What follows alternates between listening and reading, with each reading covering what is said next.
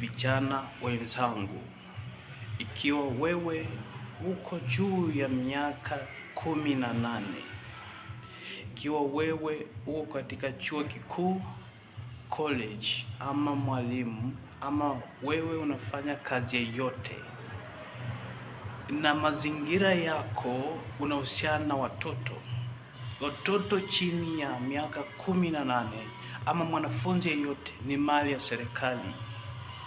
Epukana na watu hao kabisa jinsi uwezavyo. Usipoepukana nao unatafuta jela inakutafuta.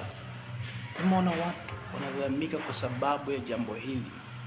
Watu wanalalamika na watu wameshikwa kwa sababu ya kuhusiana kimapenzi na watoto wa shule.